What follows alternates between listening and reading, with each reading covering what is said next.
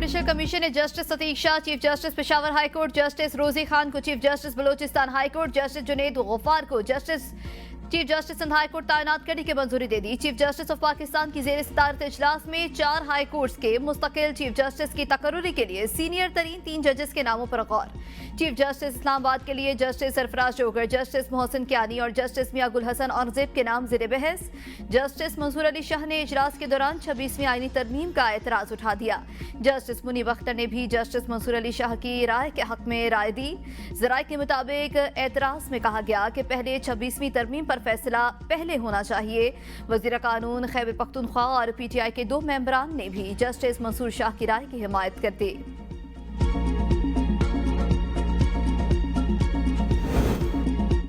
Punjab opposition की मुश्किलात कम न हुई। 26 अरकान को डिसीट करने के लिए कानूनी कार्रवाई का आगाज कर दिया गया। स्पीकर ने महकमा कानून से राय मांग ली। जराये के मुताबिक अपोजिशन के मुअत्तल अरकान की असम्बली रुकनीत खत्म करने के लिए आईनी और कानूनी निकात पर गौर।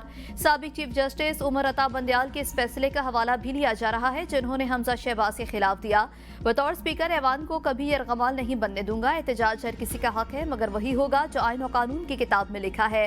स्पीकर पंजाब असम्बली मलिक मोहम्मद अहमद खान की लाइव पॉडकास्ट में गुफ्तगू। कहा, मैंने कभी हुकूमत की हिमायत में ऐवान नहीं चलाया, सिर्फ आइन के मुताबिक कार्रवाई की। अगर कोई रूल्स की खिलाफ वर्जी करेगा तो कार्रवाई होगी। मानी PTI की 2 बहनों नौरीन खान और उस्मा को बानी से मुलाकात की इजाजत दे दी गई। अलीमा खान को बाहर रोक लिया गया। बुशरा बीबी के अहले खाना भी मुलाकात के लिए अडयाला जेल पहुंच गए। बानी से मुलाकात के लिए आने वाले वकला को पुलिस नाके पर रोक लिया गया। भारत और पाकिस्तान के दरमियान कैदियों के फहरिस्तों का तबादला काउंसिल रसाई मुआहदा 2008 के तहत हुआ। पाकिस्तान ने 246 भारतीय कैदियों की फहरिस्त भारत के हवाले की। 53 शहरी कैदी और 193 माहीगीर भारतीय फहरिस्त में शामिल। भारत ने 463 पाकिस्तानी कैदियों की फहरिस्त पाकिस्तान को फराहम की। 463 में 382 शहरी और 81 माहीगीर कैदी शामिल हैं। पाकिस्तान ने सजा मुकम्मल करने वाले तमाम कैदियों की फौरी रिहाई का मुतालबा कर दिया। भारतीय हिरासत में मौजूद जहनी और जिस्मानी बीमार कैदियों के लिए काउंसिल रसाई का मुतालबा। स्कूल वैन केस लीकेज के बाइस आग भड़क उठी। 1 तालिबा जाँ भाग, 9 तालिबा झुलस कर शदीद जख्मी। वैन में 19 तालिबा सवार थे। हादसे का शिकार तमाम तालिबा का ताल्लुक लियाकतपुर से है। जख्मियों को तहसील हेडक्वार्टर अस्पताल मुंतकिल कर दिया गया। बस्तोग हमले में मुलविस फितनातुल हिंदुस्तान के हिमायत याफ्ता 2 दहशतगर्द हलाक, 3 जख्मी। वाक़े के फौरी बाद फोर्सेस ने इलाके को घेरे में ले लिया था। तर्जुमान हुकूमत बलूचिस्तान कहते हैं कि इलाके में मौजूद दहशतगर्दों के खिलाफ भरपूर कार्रवाई जारी है। सहूलतकारों की तलाश भी शुरू कर दी। नामालूम मुसल्लह अफराद ने तहसील ऑफिस, 3 बैंकों और सरकारी अमलाक पर हमला किया था। शदीद फायरिंग में 16 साल राहगीर बच्चा जहाँ भाग, 8 अफराद जख्मी हो गए। मुलजमान ने तहसील ऑफिस में दाखिल होकर 3 सरकारी गाड़ियों और हम सरकारी रिकॉर्ड को नजर आतिश कर दिया। बैंक भी लूट लिया गया।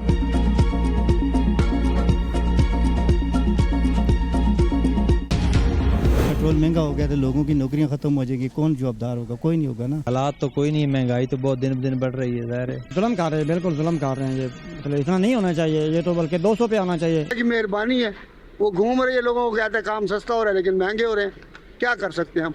कुछ कर भी तो नहीं सकते। हुकूमत से हमें बड़ा मान था और मियाँ शहबाज शरीफ और मरीम नवाज से ये रिक्वेस्ट है, गरीब आवाम तो पहले पीछी पड़ी है, जरा रहम करें। बोलो अगे मरी पई है, इस तो अगे की मारना इन्होंने कुछ शै खवा देन, सलाम अलैकुम होइए, बम चला देन, जान छुटे। गरीब बंदा क्या करेगा? कमाएगा या खाएगा या पेट्रोल डालेगा।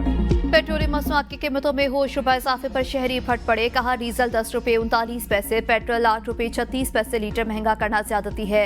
इजाफा मुस्तरद। शहरियों का कहना था कि अब महंगाई का तूफान आएगा, खाने पीने की तमाम अशिया महंगी हो जाएंगी। हुकूमत कीमतों में इजाफा वापस ले। नए माली साल के आगाज साथ ही आवाम पर नए टैक्सेस का नफाज। IMF शराइत पर पेट्रोल, डीजल और मिट्टी के तेल पर 2.5 रुपए लीटर। नया क्लाइमेट लेवी टैक्स आयद। पेट्रोल और डीजल पर पहले से आयद। पेट्रोलियम लेवी कम करके नया टैक्स एडजस्ट किया गया। मिट्टी के तेल पर क्लाइमेट सपोर्ट लेवी की मद में 2 रुपए 50 पैसे आयद की गई।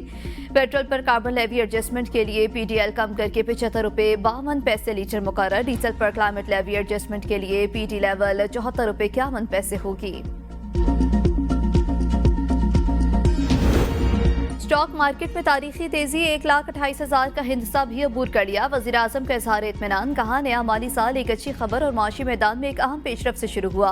स्टॉक मार्केट का बुलंद तरीन सतह पर पहुंचना इस अमर का मजहर है कि मुल्क की मईशत और हुकूमती पॉलिसियों पर कारोबारी बरादरी और सरमायाकारों का एतमाद हर गुजरते दिन के साथ मजबूत और मुस्तहकम हो रहा है। नया माली साल मुल्क की मईशत की बेहतरी की जानिब सफर में एक संग मील साबित होगा।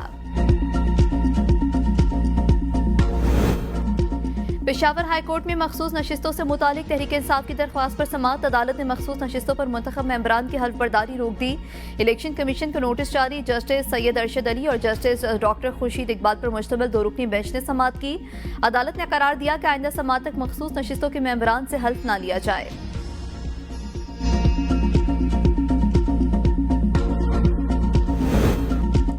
मुहर्रमुल हराम के दौरान अमन अमान हर कीमत पर यकीनी बनाया जाएगा। तमाम जुलूस और मजालिस के रूट्स की कड़ी निगरानी जारी है। वजीर इत्तलात पंजाब असमा बुखारी का अमन अमान से मुतालिक इजलास से खिताब, कहा किसी भी किस्म की कोताही या खला हरगिज बर्दाश्त नहीं किया जाएगा।